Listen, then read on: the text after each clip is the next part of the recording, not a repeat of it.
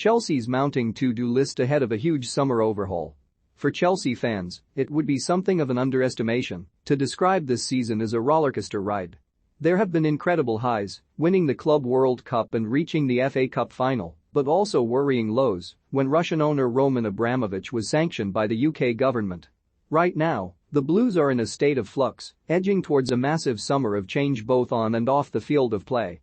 By the time next season begins, there will be new owners at the helm and plenty of fresh faces among the squad. It is an ever-growing to-do list, and here, Sportsmail takes a look at the items the Stamford Bridge hierarchy need to start ticking off. It is never ideal to have to replace one of your starting centre-backs heading into the summer, let alone two of the most prominent names on the team sheet. There has been plenty of speculation over the futures of Antonio Rudiger and Andreas Christensen, but that looks to be coming to an end now, and it's not the end Chelsea fans will have hoped for. The influential pair, in particular Rudiger, who has played 28 of the Blues' 32 league games, are both heading for the exit, with the German edging towards a move to Real Madrid and Christensen likely to join Barcelona. While La Liga will be stronger for their arrival, Chelsea will be significantly weaker, and Thomas Tuchel will be desperate to sign a new defensive partner for the 37-year-old Thiago Silva.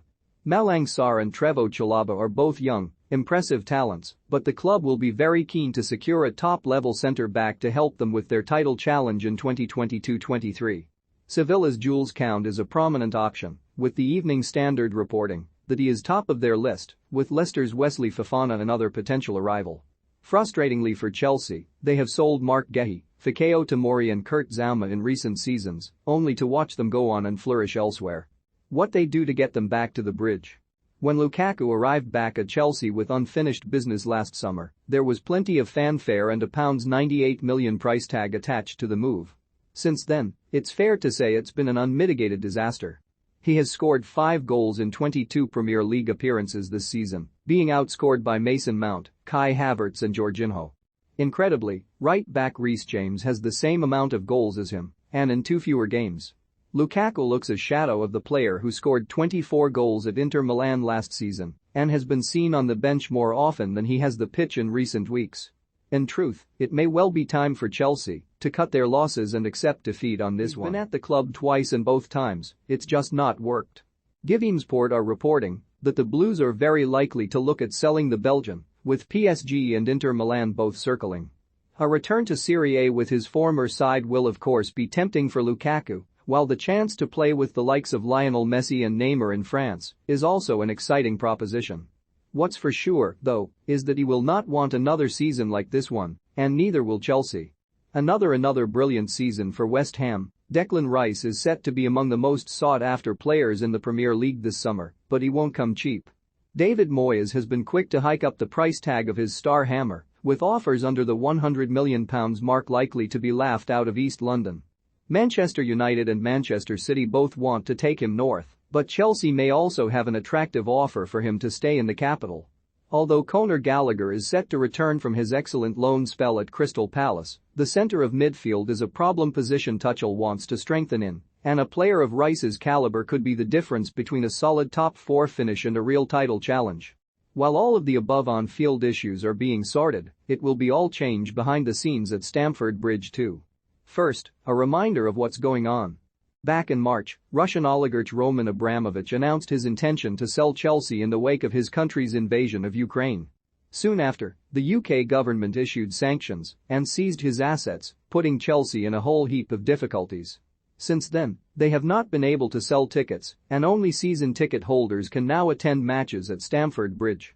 The sanctions have also been far from helpful in terms of contract negotiations, and Tuchel claimed on Sunday that they were the reason for Rudiger's impending exit in the summer. It is hoped, though, that new owners will be through the door in the coming weeks, leaving Chelsea free to operate as normal again heading into the summer transfer window. The process has been a long and arduous one so far, but 3 sets of bidders are still in the running with a final decision expected soon. It has been reported that all 3 consortiums have indicated they would pay well over £2 billion, with a further minimum investment of £1 billion committed to the stadium, academy and women's team. Sir Lewis Hamilton and Serena Williams are both committing millions of pounds to the consortium headed by Sir Martin Broughton, while the group headed by Boston Celtics chief Steve Pagliuca and Larry Tenenbaum have publicly committed to a lifetime ownership of the club. It has been a whirlwind few months for Chelsea, but top of the agenda this summer will be to get to grips with the new owners and ensure as smooth a transition as possible from Abramovich to whoever takes charge next. Another off-field issue to sort is the future of director Marina Granovskaya, Chelsea's so-called transfer chief, who has been exceptionally good for the club and one of the most important figures off the pitch under Abramovich's ownership. The Russian-Canadian businesswoman has taken charge of transfer dealings at Stamford Bridge since as early as 2010, joining the board in 2013.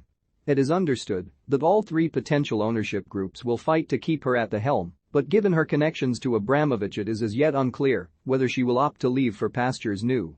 If the aforementioned smooth transition is to happen, she will be a vital cog, and the new owners must make her an offer she can't refuse. With her at the helm, the likes of Rice, Cound and their other targets are far more likely to sign on the dotted line.